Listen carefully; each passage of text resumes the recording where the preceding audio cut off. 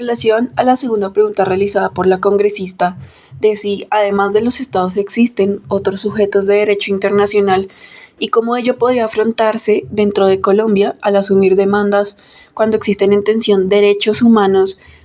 y temas de derechos de inversión extranjera, es pertinente analizar que hasta el siglo pasado el Estado era considerado el sujeto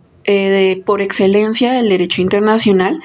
entendiendo que a él era el único al que se le atribuía un catálogo de derechos y obligaciones en materia de derecho internacional. Pero es cuando aparecen las primeras manifestaciones de organizaciones internacionales en la que se empieza a terminar con este monopolio del Estado como sujeto de derecho internacional y a crear que actualmente exista una amplia gama de sujetos de derecho internacional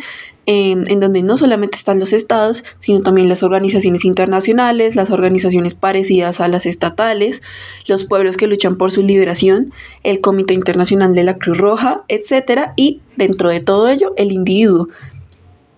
Y respondiendo a la pregunta y haciendo tanto énfasis en que el individuo es un sujeto de derecho internacional, se establece que éste tiene una subjetividad jurídica muy limitada, pero que no cabe duda de que es un sujeto de derecho internacional. En ese sentido, es pertinente traer a colación la Convención de Ginebra de 1949 y sus protocolos de 1977 que protegen al individuo, es decir, que lo dotan de una titularidad de derechos reconocidos por instrumentos internacionales.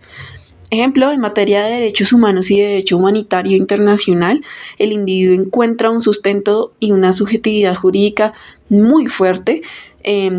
establecida como ejemplo en la Convención sobre Genocidio del 9 de diciembre de 1948, la Convención sobre el Estatuto de los Refugiados de 1951, el Tratado de Londres del 8 de agosto de 1945, que realmente dotan de una titularidad de derechos y obligaciones a los sujetos ante violaciones de derechos humanos que tienen una relevancia jurídica y un potencial enorme en la hora de resolver conflictos entre estos individuos y los otros sujetos de derecho internacional. Pero no es solamente en materia de derechos humanos y humanitarios en donde se puede establecer esta relevancia jurídica de los titulares de los sujetos de derechos internacionales. En ese sentido, podemos traer a colación casos muy relevantes en cuanto a derecho internacional privado, donde son empresas o particulares los que alegan ante tribunales internacionales esta importancia y esta relevancia jurídica. Tenemos ejemplo el caso de Cobro versus Colombia. Cobro es una empresa minera que presenta una demanda internacional contra Colombia ante la CIADI, y la empresa alega que las políticas ambientales que adopta Colombia para proteger el Parque de Santurbán, digamos de alguna forma, afecta de manera injusta sus inversiones, y en este caso se resalta cómo es que las empresas o los individuos o entidades privadas también pueden ser sujetos de derecho internacional e incluso demandar a un Estado ante tribunales internacionales por violaciones de tratados de inversión y derechos de propiedad. Bajo la misma línea y demostrando la importancia relevante que tiene el derecho internacional ante los sujetos y la protección de derechos en cuanto a temas de tratados de inversión, está el laudo de jurisdicción de los hermanos Carriosa en contra del Estado colombiano, que es un laudo arbitral en el que 3 ciudadanos colombianos demandan al Estado colombiano ante un tribunal internacional. Entonces esa demanda tiene relación con un conflicto de carácter patrimonial e incluye cuestiones de derechos de propiedad, compensación por expropiación y al respecto de derechos civiles de los individuos. En ese sentido, el caso ilustra cómo los ciudadanos pueden demandar incluso a su propio Estado ante tribunales internacionales defendiendo sus propios derechos e intereses,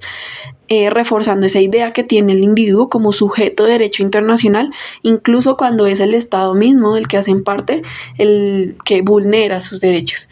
Por otro lado, y haciendo relación entre esta tensión que existe también entre los derechos humanos, está el caso de Petro Rego versus Colombia. Es un caso llevado ante la Corte Interamericana de Derechos Humanos porque la denuncia que presenta el doctor Gustavo Petro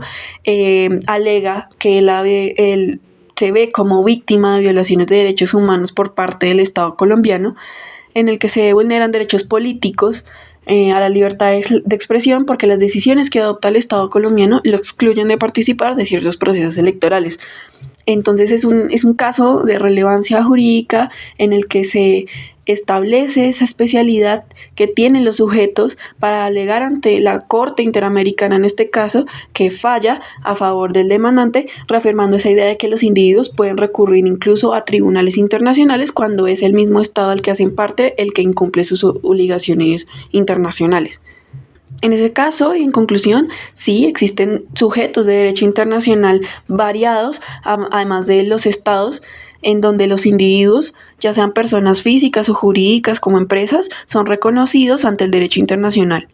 Y en ese sentido tienen la capacidad de recurrir a tribunales internacionales para hacer sus derechos, valer sus derechos en materias de derechos humanos o en materias de inversión o propiedad. Todo ello respondiendo a la pregunta realizada.